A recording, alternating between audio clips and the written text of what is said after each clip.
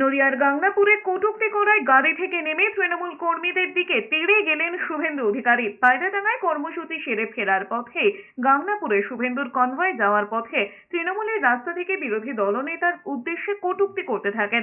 তখনই গাড়ি থেকে নেমে কার্যত তেড়ে যান শুভেন্দু অধিকারী। এরপরে গাংনাপুর থানার ওসির বিরুদ্ধে ক্ষোভ উগরে দিয়েছেন তিনি। হুঁশিয়ারি দিয়ে যেসব তৃণমূল কর্মীরা এই কাণ্ড ঘটিয়েছে তাদের চিহ্নিত করে এফআইআর করা হবে। পাশাপাশি ওসি গাংনাপুরের বিরুদ্ধে আদালতে মামলা করার হুঁশিয়ারিও দিয়েছেন শুভেন্দু অধিকারী। পুলিশ আর তৃণমূল মিলিতভাবে বাইরে থেকে গুন্ডা এনে, চাকদার চাপড়া থেকে গুন্ডা এনে ভোটের আগের দিন বেছে বেছে বাড়ি ভেঙেছে, মেরেছে। আর ভোটের দিন দুপুরবেলা 12টা থেকে ব্যাপক তাণ্ডব হয়েছে। উল্টে ভোটারদেরকে পুলিশ গ্রেপ্তার করেছে। মৃত্যু একবার হবে, দুবার মৃত্যু হয় না। আমরা এই স্বৈরাচারী মমতা ব্যানার্জির রাজত্বের অবসান করব।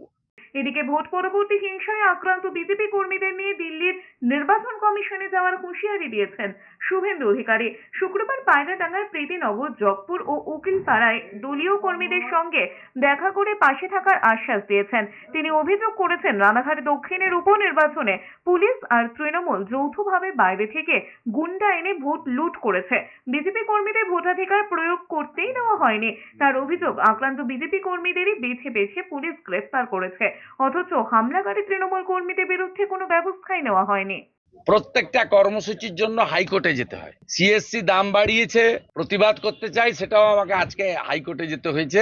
হাইকোর্ট বলেছে 22 নয়, পুলিশের আপত্তি আছে, 26-এ করুন। তো পশ্চিমবঙ্গে কি সংবিধান আছে না গণতন্ত্র আছে? এটা কোন দেশে হয় নাকি?